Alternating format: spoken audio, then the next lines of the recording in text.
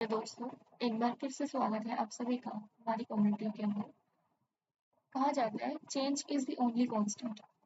चाहे वो आपकी पढ़ाई में हो, चाहे वो आपकी एजुकेशन में हो, चाहे आपके करियर में हो, चाहे आपके रिलेशंस में हो, चाहे आपके इन्वायरमेंट में हो, चाहे आपकी सराउंडिंग्स में हो। लेकिन चेंज एक ऐसा फीचर है जो कि आपको एक्सेप्ट करना ही पड़ेगा। टाइम के अकॉर्डिंग आपको चेंज करना ही पड़ेगा इन डिफरेंट आस्पेक्ट्स। तो उसी से रिलेटेड एक हमारा टॉपिक है ह्यूमन रिसोर्स मैनेजमेंट का, जिसके अंदर हम ये जानने की कोशिश करेंगे कि अब ह्यूमन रिसोर्स मैनेजमेंट सिर्फ एचआर डिपार्टमेंट, सिर्फ एम्प्लॉयज़ की अटेंडेंस या फिर उनकी सैलरी देने से ही नहीं, उससे भी बहुत आगे बढ़ चुका है। और वो सिर्फ एक चेंज है जो कि हम डिफरेंट सेगमेंट्स में देखेंगे, जिनके कारण ये सब चीज़ें पॉसिबल हो पाई है। तो आज हम recent trends in human resource management ये पढ़ेंगे।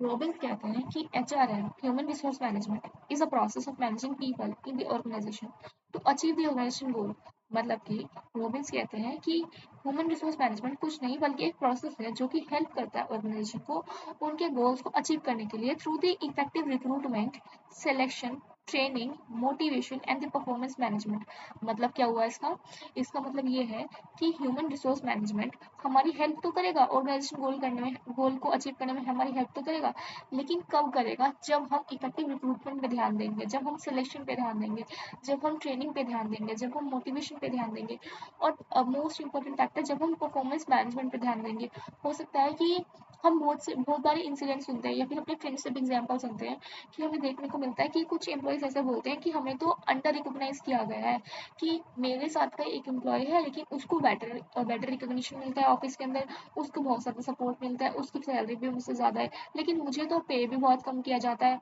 इन द सेंस कि हम उसके परफॉर्मेंस मैनेजमेंट को भी देख रहे हैं, उसके कैरियर पाथ को भी देख रहे हैं, वो क्या काम कर रहे हैं, उस उन सब की ट्रेसिबिलिटी भी रख रहे हैं, ताकि हम भी उसको अकाउंटेबल हो और हम जिसके लिए भी वो डिजर्व है हम उसको प्रोवाइड कर पाए।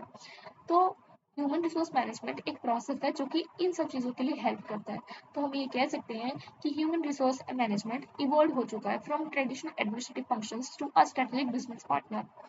ठीक है। मैंने इस पीपीटी को जितना मैं इंगेजिंग बना सकती थी, मैंने सिर्फ उसको इतना इंगेजिंग बनाने की कोशिश की है। कुछ चीज़ें क्रिएट भी की हैं, जैसे कि ये आप डैशबोर्ड समझ सकते हैं कि इसमें ट्रेंड्स देखने को हमें मिल रहे हैं कि कुछ हमारे डिजिटल ट्रांसफॉर्मेशन देखने को मिल रही है एचआर के अंदर, कुछ एआई एंड ऑटोमेशन का रोल देखने को मिल रहा है, कुछ एम्प्लॉयज़ की wellbeing and mental health, diversity, equity and inclusion, ये सब चीज़ें देखने को मिल रही है। एक हम कॉन्सेप्ट पढ़ेंगे सस्टेनेबल एचआरएम का भी। कुछ हमने स्ट्रेटेजिक वर्कफोर्स प्लानिंग भी देखा है। एम्प्लॉयर की ब्रांडिंग क्या है, स्किल डेवलपमेंट क्या है, गिग इकोनॉमी का मॉडल क्या है, जो कि एचआर रिसेंटली अडॉप्ट करने पर ज़्यादा फोकस दे रहे हैं। तो आइए हम एक एक करके इन सभी को समझने की कोशिश करते हैं। सबसे पहला जो हमारा ट्रेंड देखेंगे हम देखेंगे क्योंकि digital transformation in HR. Digital transformation in HR हम समझते ही हैं कि अब तो सारी के सारी हमारे प्रोसेस, हम कुछ भी टास्क कर रहे हैं ऑर्गेनाइजेशन के अंदर, वो सभी के सभी डिजिटल हो गए हैं, या फिर हम कह सकते हैं कि वो सभी के सभी इंटरनेट के थ्रू परफॉर्म हो रहे हैं। चाहे वो अब, क्योंकि बिजनेस मॉडल सिर्फ एक पर्टिकुलर कंट्री के अंदर थोड़ी ना काम करता है, ये ग्लोबलाइजेशन का दौर है, इसके अंदर तो सब कुछ इंटरकनेक्टेड है। तो हमें इंटरनेट की भी ज़रूरत है, हमें डिजिटल ट्रांसफॉर्मेशन की भी ज़रूरत है, ताकि जो एम्प्लॉयज़, हो सकता है कि हमारी कंपनी के अंदर कुछ ऐसे भी एम्प्लॉयज़ काम कर रहे हो, क्योंकि वो वर्ल्ड के डिफरेंट सेगमेंट से आते हो, डिफरेंट सेक्टर से आते हो, तो हम उनको भी ध्यान कर पा रहे, उनको भी हम हेल्प कर पा रहे हैं, उनकी भी सारी चीज़ें हम मेंटेन कर पा रहे हैं। ठीक है। तो इसके लिए मैं एक आपको एग्जांपल बताती हूँ कि जैसे कि हमारे कॉलेज के अंदर हम जाते हैं, तो इतने सारे कॉलेज के अंदर बच्चे होते हैं, इतने सारे टीचर्स होते हैं, तो उनकी मैनुअली अटेंडेंस मैनेज करना या फिर उनके रिकॉर्ड्स को मैनेज करना, वो तो इतना फिजिबल ऑप्शन नहीं है, क्योंकि इतने सारे ऑप्शंस के साथ हम नहीं जा सकते मैनुअली, कुछ मिस्टेक्स भी हो सकती हैं। तो जैसे कि हमारे कॉलेजेस के अंदर भी ईआरपी सिस्टम होता है जो कि स्टूडेंट की एंड टीचर्स की अटेंडेंस, उनके मैनेजमेंट, किसी की डबल काउंटिंग ना हो जाए, इन सब चीज़ों में हेल्प करता है। ऐसा ही एक सॉफ्टवेयर टीसीएस कंपनी यूज़ करती है, उसका नाम है अल्टीमेक्स, जो कि एक डिजिटल एचआर प्लेटफॉर्म की तरह काम करता है फॉर द एम्प्लॉय सर्विस, उनके लर्निंग के लिए हेल्प करता है, उनकी लीव, परफॉर्मेंस मैनेजमेंट, इन सब की ट्रेसेबिलिटी रखता है। ऐसे ही एक इन्फोसिस सैप सक्सेस फैक्टर करके यूज़ करता है, जो कि एम्प्लॉयज़ का रिकॉर्ड करता है, उनकी परफॉर्मेंस अप्रेजल में हेल्प करता है, उनकी पेरोल अटेंडेंस में हेल्प करता है। जिससे कि मैनेजमेंट का काम भी बहुत जल्दी हो जाता है, एफिशिएंटली हो जाता है और ईजिली हो जाता है। आप इन एग्जाम्पल्स को जो कि मैं बता रही हूँ, मैंने पीपीटी के अंदर नहीं करे, लेकिन आप अगर इन एग्जाम्पल को ध्यान से सुनेंगे और आप कहीं नोट करेंगे तो आपको बहुत बेनिफिशियल होंगे, क्योंकि एग्जाम्पल एक ऐसी चीज़ है जो कि हमारे आंसर को इन्हेंस करती है और दूसरों से अलग बनाती है, क्योंकि हो सकता है ये फैक्टर औरों को भी पता होंगे, लेकिन जो डिफरेंस क्रिएट करेंगे वो सिर्फ एग्जाम्पल्स हैं और आप उस चीज़ को किस प्रकार से इंटरप्रेट करते हैं वो है। तो आपको इस एग्जाम्पल्स वाली बात पे, क्योंकि कंपनी कि एग्जाम्पल कंपनी में क्या यूज हो रहा है वो हर कोई नहीं बता सकता है, इस चीज का आपको ध्यान रखना होगा, क्योंकि अगर आप उन सब चीजों को लिखेंगे तो आपका ऑटोमेटिकली ये सब चीजें अलग हो जाएंगी और आपके मार्क्स भी इनहेंस होंगे। ठीक है, तो हमारा नेक्स्ट फैक्टर है AI and the automation in the HR. For example अगर मैं आपको बात कहूँ कि बहुत सारी कंपनी अपने चैटबुक्स लगाती हैं कि अपना काम ऑटोमेट करने के लिए, क्वेरीज को हैंडल करने के लिए। अब तो एचआर डिपार्टमेंट के अंदर भी, इन द सेंस कि एम्प्लॉयज की क्वेरीज को हैंडल करने के लिए भी बहुत सारे चैटबुक्स होते हैं, ताकि किसी भी एम्प्लॉयज को वेट ना करना पड़े किसी पर्टिकुलर टास्क के लिए। अगर उसको कोई day to day related task से रिलेटेड कुछ क्वेरी है तो वो आसानी से उस पर क्लियर कर सकता है, अगर वो इतनी कॉम्प्लेक्स नहीं है तो।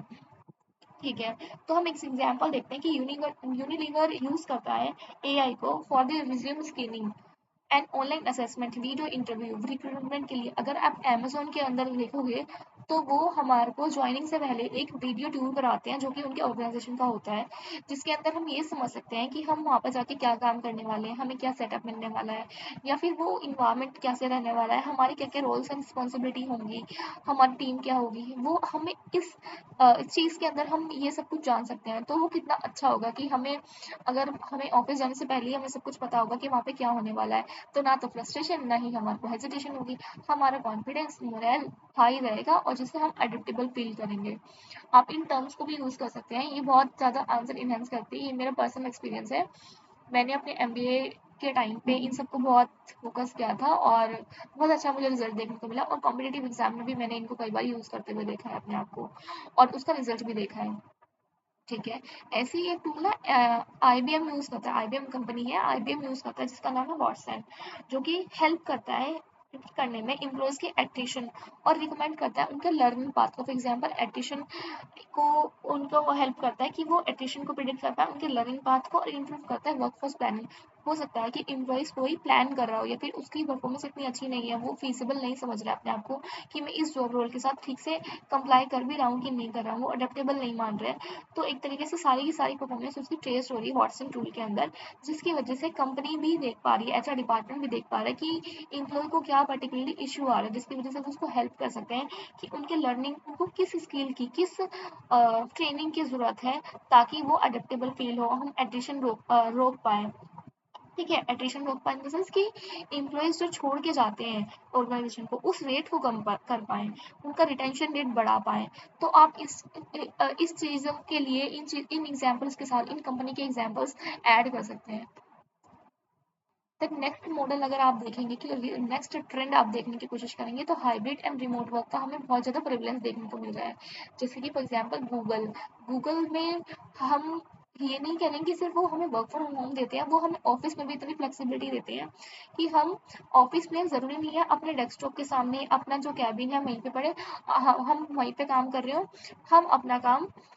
लॉन में भी जाके काम कर सकते हैं, हम अपना काम कैफेटेरिया में भी जाके काम कर सकते हैं, अगर हमें फीजिबल है तो हम गार्डन में भी काम कर सकते हैं। उनके लिए सिटिंग पोजीशन मैटर नहीं करती, उनके लिए काम मैटर करता है। फॉर एग्जाम्पल ऐसे ही कुछ एग्जाम्पल आपको माइक्रोसॉफ्ट में भी देखने को मिल सकते हैं, जो कि ऑफर करते हैं फ्लेक्सिबल और हाइब्रिड वर्क, और जो कि एम्प्लॉयज़ को भी अलाउ करते हैं कि वो अपना काम घर से कर सके, ऑफिस से कर सके, जिस प्रकार से बिजनेस की नीड हो। एंड जिस प्रकार से बिजनेस की नीड हो, जैसे कि एमएक्स की बात करें, अमेरिकन एक्सप्रेस की अगर बात करेंगे आप, तो अमेरिकन एक्सप्रेस क्या करता है कि अपने एम्प्लॉयज़ को ऑप्शन देता है, लाइक वुमेन एम्प्लॉयज़ को वो ऑप्शन देता है कि आप 2 डेज इन अ वीक आएंगे, 3 डेज इन अ वीक आएंगे, या फिर 4 डेज इन अ वीक आएंगे, क्योंकि एक तरीके से ही मानते हैं कि वुमेन्स हैं तो उनको अपने कैरियर के साथ साथ अपने घर की रिस्पॉन्सिबिलिटी भी थोड़ी मैनेज करने में इशू होती है, तो इसलिए उन्होंने अपने विमेन विमेन एम्प्लॉयज़ को क्या दिया हुआ है, इनको ज़्यादा फ्लेक्सिबिलिटी दी हुई है कि आप 3 डेज इन अ वीक आके भी काम कर सकते हैं, बाकी दिन में अपने घर से भी काम कर सकते हैं, ताकि उनको एक तरीके से फिजिबिलिटी मिले और उनकी इंक्लूसिविटी हम बढ़ा पाएँ।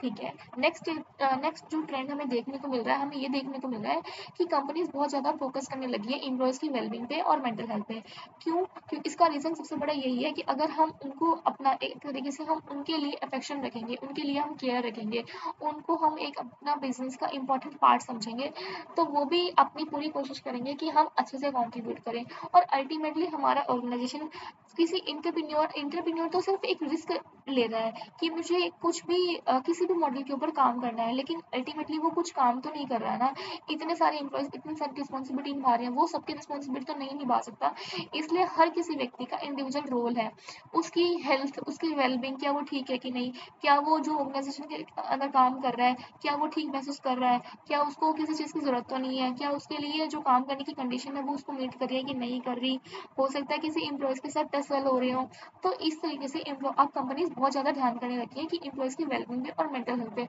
और इसके लिए तो वो बहुत ज़्यादा ऑप्शन भी ऐसे देने लगी है जिसकी वजह से एम्प्लॉयज़ और अटैच समझते हैं कंपनी के साथ अपने आप को। फॉर एग्जाम्पल अगर आप गूगल की बात करेंगे, तो वो फ्री काउंसलिंग देते हैं, वेलनेस प्रोग्राम लेके आते हैं। उनकी ऑफिस के अंदर फिटनेस सेंटर्स होते हैं, मेंटल हेल्थ सपोर्ट सेंटर्स होते हैं, क्रचेज तो नॉर्मल ही है, लेकिन ये सारे सेंटर्स एक तरीके से बहुत ज़्यादा इंपॉर्टेंट रोल प्ले करने लगे हैं, क्योंकि एक तरीके से जो इस टाइम का प्रिवलेंस है, ग्लोबलाइजेशन है, मेटलिस्ट कल्चर है, तो जो हमारा फटीग रेट है, या फिर हम कह सकते हैं कि फटीग रेट है, हमारा स्ट्रेस है, दूसरे को लेके हम समझते हैं कि हमें भी ये सब चाहिए, हम इंस्टेंट ग्रेटिफिकेशन के लिए जो भागते हैं, उसकी वजह से बहुत ज़्यादा हमें स्ट्रेस, एंजाइटी ये सब देखने को मिलता है। और ये नॉर्मल हो गया है एक तरीके से, अगर आप आज की जनरेशन की बात करेंगे तो उसमें वो बहुत हेल्प करता है, बहुत पॉजिटिव रोल प्ले करता है। फॉर एग्जांपल अगर आप सेल्स फोर्स कंपनी की बात करेंगे ना, तो वो भी क्या करते हैं कि अपने एम्प्लॉयज़ की वेलबींग के ध्यान में रखते हुए उन्होंने वेलनेस रीइंबर्समेंट स्ट्रेटजी लेकर आए हैं। वो मेंटल हेल्थ प्रोग्राम लेके आते हैं ऑन अ टाइमली बेसिस। कुछ कुछ ऑर्गेनाइजेशन तो फन फ्राइडे भी करते हैं कि जो फ्राइडे होगा उस दिन भी आपको, सैटरडे संडे तो ऑफ रहता है, वीकेंड तो ऑफ रहता है, लेकिन अब जो फ्राइडे होगा ना, उस दिन भी हाफ डे एम्प्लॉयज़ अपना क्या करें, फन फ्राइडे करें, मतलब कुछ ऐसी एक्टिविटी करें जिसकी वजह से वो रिलैक्स फील कर पाए, वो ठीक फील कर पाए, ताकि जब भी हमारा दोबारा से काम सारा चालू हो, जिस वो अच्छे से अपना कंट्रीब्यूशन दे पाए, फ्रेश फील हो, उनको अच्छे से वो कंट्रीब्यूशन दे पाए। ठीक है। देन नेक्स्ट की हम अगर हम बात करते हैं, तो diversity, equity and inclusion. For example जैसे कि अब ज़रूरी तो नहीं है कि एम्प्लॉय जो ऑर्गेनाइजेशन है उसके अंदर सिर्फ एम्प्लॉयज़ मेल ही होंगे या फिर फीमेल ही होंगे जो कि यंग एज के, ऐसा तो नहीं होगा। तो डाइवर्सिटी को इंक्लूड करने के लिए बहुत सारे ऑर्गेनाइजेशन क्या कर रहे हैं कि अपने इन्वायरमेंट को, अपने इंफ्रा को एक तरीके से डाइवर्स बनाने की कोशिश करें। डाइवर्स इन द सेंस कि सेंसर बनाने की कोशिश करें। हो सकता है कि कुछ एजेड पॉपुलेशन भी हो उनके ऑर्गेनाइजेशन जो कि काम करती हो। इक्विटी इन द सेंस कि कुछ लोगों की स्पेशल नीड हो। फॉर एग्जांपल जैसे कि हम एलजीबीटीक्यू कम्युनिटी की बात करते हैं, अगर हम उनको प्रमोट करें, उनको सपोर्ट करें, डिसेबल्ड, डिफरेंटली एबल्ड लोगों को हेल्प करने की कोशिश करें, उनको इंक्लूसिव करने की कोशिश करें, तो वो एक तो हमारे ऑर्गेनाइजेशन का भी पॉजिटिव इम्पैक्ट क्रिएट करेंगे। दूसरी बात, वो उन लोगों को भी हेल्प करेंगी ताकि उनके करियर में ग्रोथ हो पाए। फॉर एग्जांपल जैसे कि आप माइक्रोसॉफ्ट की बात करेंगे, तो वो इन्वेस्ट करता है इन एक्सेसिबिलिटी, लाइक इंफ्रा की सेंस में वो हेल्प करता है, इंक्लूसिव हायरिंग करता है, डाइवर्सिटी की इनिशिएटिव लेकर आता है, एलजीबीटीक्यू फॉर एग्जांपल स्पेसिफिकली। ठीक है। आईबीएम की अगर आप बात करोगे, तो आईबीएम की तो स्पेसिफिक पॉलिसीज हैं जो कि इन सेगमेंट्स को टारगेट करती हैं। एसेंशियल भी ऐसे प्रमोट करता है। फॉर एग्जाम्पल जैसे कि क्या हो पाए, इक्वल अपॉर्चुनिटी वो ग्लोबली सब में डिस्ट्रीब्यूट कर पाए डिफरेंट सेगमेंट्स के अंदर। अब हम गिग इकोनॉमी का भी बहुत ज़्यादा ट्रेंड देखने को मिल रहा है। गिग इकोनॉमी, फ्लेक्सिबल वर्कफोर्स, ये हमें देखने को मिल रहा है। इससे हमारे काम तो बहुत ज़्यादा ईजी हो गए, मतलब मैनेजमेंट के भी काम बहुत ईजी हो गए, क्योंकि उनको भी एम्प्लॉयज़ को जो एक तरीके से हम कह सकते हैं कि सोशल सर्विसेज के जो बेनिफिट्स हैं वो नहीं देने पड़ेंगे। और इतना जो भी उनकी कंप्लाइंस रिलेटेड था, फॉर एग्जाम्पल उनके मैनेजमेंट, उनके पेरोल से मैनेजमेंट से रिलेटेड था, वो इतना ज़्यादा टास्क उनका नहीं कॉम्प्लेक्स होगा, बहुत ईजी हो जाएगा, और उनकी कॉस्ट भी कम होगी। लेकिन इससे एम्प्लॉयज़ जो हैं उनको तो नेगेटिवली इम्पैक्ट है। फॉर एग्जांपल उनकी रेगुलर इनकम में बहुत इतना कुछ उनको नहीं होता है कि जो भी डिफाइंड टास्क है सिर्फ उसी के लिए ही उनकी अकाउंटेबिलिटी है, सिर्फ वो ही करने के लिए प्रेफरेबल है। तो एम्प्लॉयज़ के लिए अगर आप देखेंगे ये तो एक तरीके से उनके लिए तो एक नेगेटिव सेंस में देख सकते हैं, लेकिन ऑर्गेनाइजेशन के अंदर ये ठीक है, उनके लिए बेनिफिशियल हो सकता है। लेकिन इसकी वजह से कुछ लोगों को बेनिफिट भी मिला है। फॉर एग्जांपल जैसे कि अगर हम पार्ट टाइम कोई जॉब कर रहे हैं या फिर हम अपनी जॉब कर रहे हैं लेकिन हमें कुछ एक्स्ट्रा सोर्स ऑफ इनकम चाहिए, तो इसके अंदर हम कुछ गिग इकोनॉमी के थ्रू कुछ ऑप्शन को चूज़ कर सकते हैं, जिसकी वजह से हमारे जो फाइनेंशियल कंस्ट्रेंट वाला ऑप्शन है वो हट जाए, वो कम हो जाए। जैसे कि वीमेन बहुत ज़्यादा इसको प्रमोट करने की कोशिश करी है ताकि वो अपने वर्क लाइफ बैलेंस को, अपनी फैमिली को, अपने कैरियर को साथ में लेके चल पाए। हालांकि कुछ नेगेटिव भी है, लेकिन कुछ लोगों के अपने इन सब चीज़ों के कारण, इन सब फ्लेक्सिबिलिटी के कारण इसको प्रमोट भी कर रहे हैं, इसका बेनिफिट भी उठाने की कोशिश कर रहे हैं। जैसे कि हमने देखा ही है ऊबर, स्विगी, इन सब पे हमने जोमेटो बॉयज़ देखे हैं, डिलीवरी बॉयज़ देखे हैं, जो कि कैसे मतलब गिग इकोनॉमी के अंदर काम करते रहते हैं। जैसे कि अपवर्क है एक कंपनी, वो क्या करता है, वो कनेक्ट करता है ऑर्गेनाइजेशन को किसी freelancer professional world wide, in the sense कि जो भी अवेलेबल है वो पूरे वर्ल्ड से अटैच हो सकता है इस इन सब रोल को निभाने के लिए डिफरेंट डिफरेंट लोकेशंस पे। ठीक है। फिर हम देखते हैं कि आजकल क्या होने लगा है कि पीपल एनालिटिक्स, इसका मतलब क्या है, पीपल एनालिटिक्स का मतलब क्या है कि जो कंपनी है ना वो लोगों की, या फिर हम कह सकते हैं कि जो उनकी एम्प्लॉयज़ की ट्रेसेबिलिटी है ना उस पर बहुत ध्यान कर रही है, जिसकी एम्प्लॉयज़ की ट्रेसेबिलिटी पे बहुत ध्यान करने का मतलब क्या है, जिसकी वजह से वो एचआर डोमेन में बहुत ज़्यादा चेंजेस लेके आ पाए। हो सकता है कि कुछ एम्प्लॉयज़ हमारी जो वर्क प्रैक्टिसेस हैं उससे अच्छा नहीं फील कर रहे हैं, इंक्लूसिव नहीं फील कर रहे हैं, या फिर वो ऐसा फील कर रहे हैं कि हमारा बर्डन बढ़ रहा है लेकिन हमारी परफॉर्मेंस नहीं बढ़ रही है, हमारी कैरियर ग्रोथ नहीं हो रही है, हमारी सैलरी नहीं बढ़ रही है। तो एक तरीके से पीपल एनालिटिक्स कंपनी अपनी और सारे कॉम्पिटिटर एनालिटिक्स के साथ साथ पीपल की एनालिटिक्स, उनकी एम्प्लॉयज़ की एनालिटिक्स भी कर रही है, जिसकी वजह से वो इन सब चीज़ों के ऊपर ध्यान कर पाए ताकि उनकी वर्कफोर्स की प्लानिंग बहुत अच्छी हो पाए, वो टैलेंट का एक्विजिशन कर पाए। फॉर एग्जाम्पल हो सकता है कि कुछ एम्प्लॉयज़ वो अपना मन बना चुके हैं या फिर वो डिसाइड कर चुके हैं कि इस ऑर्गेनाइजेशन के अंदर उनकी फ्लेक्सिबिलिटी नहीं मैच हो पा रही है, तो उनको शिफ्ट करना है, तो इस वजह इसकी परफॉर्मेंस के कारण टीम को या फिर हम कह सकते हैं कि ऑर्गेनाइजेशन को पहले ही पता चल जाएगा कि हमारे ऑर्गेनाइजेशन के अंदर इतना परसेंट एट्रिशन रेट है कि एम्प्लॉयज जाने के लिए तैयार है, तो वो उस हिसाब से अपनी वर्कफोर्स को भी प्लान कर सकते हैं, एडवर्टीजमेंट कर सकते हैं न्यू रिक्रूटमेंट के लिए, ये सारी चीज़ें वो कर सकते हैं। ठीक है। फिर फॉर एग्जांपल जैसे कि आप आईबीएम देखने की बात करेंगे, तो वो रिकमेंड करता है retention strategy. For example retention strategy का मतलब है कि किस प्रकार से जो एम्प्लॉयज़ हैं उनको ऑर्गेनाइजेशन के साथ रोक कर रखा जा सके, किस प्रकार से उनको बेनिफिट देके नॉन मॉनेटरी मॉनेटरी किसी भी प्रकार से, या फिर हम जो भी उनका इशू है ऑर्गेनाइजेशन के साथ उसको सॉल्व करके उनको हम अपना एसेट बना के रख सके कुछ ज़्यादा टाइम तक, ताकि क्योंकि क्योंकि हम जितनी जल्दी एम्प्लॉयज़ को बदलेंगे उतनी जल्दी एक तरीके से हमारे ऊपर भी बहुत ज़्यादा बर्डन आएगा, क्योंकि हमें अपनी एनर्जी, मनी, एफर्ट्स वो सब बार-बार ही खर्च करने पड़ेंगे एम्प्लॉइज़ की स्क्रीनिंग के अंदर, उनके रिक्रूटमेंट के अंदर। लेकिन अगर वही व्यक्ति, सेम ही एम्प्लॉयी हमारे पास बहुत टाइम तक काम कर रहा होगा, तो उसको हमारा ऑर्गेनाइजेशन किस प्रकार से काम करता है, उसके बारे में उसकी नॉलेज भी होगी और वो उसके साथ अडेप्टेबल भी होगा। उसको पता होगा कि हमारी प्रैक्टिसेज़ क्या हैं, वो हमारे लिए ज़्यादा ईज़ी है रादर देन कि हम नया फ्रेश स्टार्ट करें। अगर हम उसको टाइम टू टाइम उसकी स्किल डेवलपमेंट के लिए, उसकी वेलनेस के लिए, उसकी जो भी उसके कारण है उसके लिए हम बेनिफिट देते रहें। अब रिसेंटली एक नया ट्रेंड आया है कि सस्टेनेबल आचरण। इससे हमें क्या समझ आता है, सस्टेनेबल तो ऐसा होता है कि वो चीज़ जो कि हम फ्यूचर में ना हमारी इम्पैक्ट हो। फॉर एग्जांपल अगर मैं आपको बात करूँगी, तो वैसे भी अब तो हमारा का सारा काम डिजिटली हो गया है, लेकिन फिर भी कुछ चीज़ें होती हैं जो कि पेपर वर्क से रिलेटेड होती हैं। कुछ चीज़ें होती हैं जो कि हमें जाकर, फॉर एग्जांपल मीटिंग्स होती हैं जैसे कि, तो उसके लिए हमें स्पेस चाहिए होता है। स्पेस चाहिए होता है, तो स्पेस अगर नहीं है क्योंकि इतनी ज़्यादा पॉपुलेशन बढ़ रही है, इतनी ज़्यादा ऑर्गेनाइजेशन की डिमांड्स बढ़ रही है, तो हम कुछ ऐसे एरिया को भी हटा रहे हैं जो कि एक तरीके से हमारे लिए बहुत प्रॉफिटेबल हो सकता था, in the sense of agriculture, या फिर हम कह सकते हैं कि इन्वायरमेंट फ्रेंडली हमारे लिए एरिया क्रिएट कर सकता था, पार्क वहाँ पे क्रिएट हो सकता था, लेकिन हम वहाँ पे भी उनको भी हटा के अपनी बिल्डिंग्स बना रहे हैं। तो अगर हम वर्चुअल मीटिंग्स का कोई कॉन्सेप्ट लेकर आते हैं, ठीक है, ग्रीन वर्क स्पेस का लेके आते हैं, वहाँ पर कुछ इस प्रकार के प्रैक्टिसेस लेके आते हैं। फॉर एग्जाम्पल जैसे कि मैंने एक कुछ दिनों पहले पढ़ा था कि मियावाकी टेक्निक होती है, कुछ नगर वन योजना करके है, तो वो ट्री प्लांटेशन से रिलेटेड है इन द अर्बन एरिया, तो हम उसके आसपास ऐसी ऐसी कुछ प्रैक्टिसेस अपना सकते हैं, जिसकी वजह से वो इन्वायरमेंट भी सेफ हो जाए और वो जो हमारी प्रैक्टिसेस है वो एक तरीके से फ्रेंडली हो जाए, सस्टेनेबल हो जाए, ताकि आगे तक जाके हम उसका बेनिफिट अपने जो फ्यूचर जनरेशन है उसको भी दे पाएँ।